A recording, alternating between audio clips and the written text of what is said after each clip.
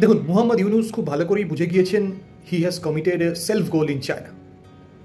Recent যে ডিসিশনটা হয়েছে, ভারত ট্রান্সশিপমেন্ট ক্যান্সেল করে দিয়েছে, আমার একদমই ধারণা এটা হচ্ছে মোহাম্মদ ইউনুসের এই ফুটবল মাঠের আত্মঘাতী গোলের মতো একটা চায়নার মাটিতে দাঁড়িয়ে আলটপকা মন্তব্যের পরিপ্রেক্ষিতেই তার সরাসরি ফলাফল। চীন সফরে গিয়ে ইউনুস কি বলেছিল আপনাদের মনে আছে আশা করি, যে ভারতের 7 সিস্টার ল্যান্ডলক এরিয়া, সমুদ্রের সঙ্গে কোনো সম্পর্ক নেই, আর বাংলাদেশ হলো সমুদ্রের অভিভাবক।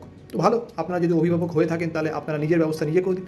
আপনাদের যে মালপত্র যেটা আপনারা ইউরোপে রপ্তানি করবেন তার জন্য ভারতের বন্দর কেন ব্যবহার করবেন? কাঁচি হয়ে গেল বিষয়টা।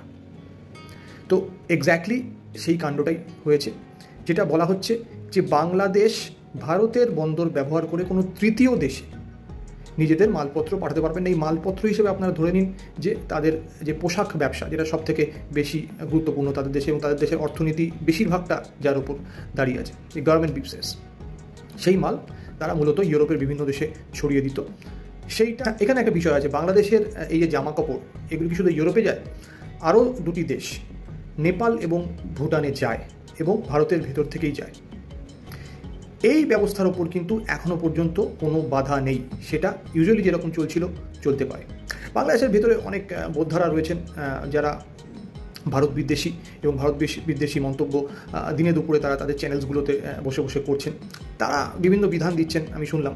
তারা বলছেন যে এটা এর বিরোধী ওর বিরোধী, আন্তর্জাতিক আদালতে গিয়ে ভারতকে ঘোল খাইয়ে ছেড়ে দেবে। এইসব যদি করে, এই নেপাল ভুটানের যে ট্রাকগুলো সেগুলো বন্ধ করে দেওয়া হবে।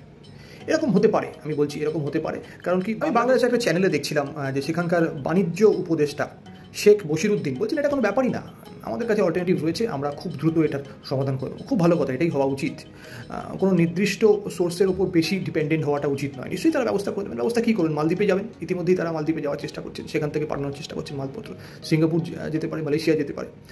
ভারতের মাটি ব্যবহার করে দিল্লিতে গিয়ে যত সহজে ইউরোপে মাল পৌঁছে দেওয়া যায়, এত সস্তায় সারা পৃথিবীতে কেউ এই সুবিধা বাংলাদেশকে দেবে। আচ্ছা, এখানে একটা বিষয় আছে, বাংলাদেশ কেন এই সুবিধাটা পেয়েছিল? এটা কি ভারতের ব্যবসায়ীদের কোনো লাভ হচ্ছিল? একেবারেই না। ভারতের যারা ব্যবসায়ী আছে তারা অত্যন্ত বিরক্ত ছিল, এবং ভারতের ব্যবসায়ীরা সরকারের কাছে বারবার উদ্বিগ্ন করছিল এটা যাতে তাদের না দেওয়া হয়। কারণ কি, বিমানবন্দর কনজেস্টেড হয়ে যায়। ভারতের ব্যবসায়ীরা তাদের মালপত্র ঠিকমতো পাঠাতে পারছিলেন না বাংলাদেশি মালপত্রের জন্য। তো এই একটা গ্রিভান্স ছিলই। 2020 সালে জুন মাসে মূলত কোভিডের সময়টা বা তারপর থেকে যে বাংলাদেশে বাণিজ্যে ক্ষতিগ্রস্ত হয়েছিল, সেইটা যাতে না হয় ভবিষ্যতে, তাই শেখ হাসিনা সরকারকে দিল্লি এই সুবিধাটা দিত। সবই গিয়েছে, সুতরাং এখন এই সুবিধাটা রেখে লাভ কি? হতো না, আমার মনে হয় হতো না, যদি ওই যে বললাম আত্মঘাতী গোল যেটা মোহাম্মদ ইউনুস চীনের মাটিতে দাঁড়িয়ে খেয়ে এসেছেন সেটা যদি না খেতে।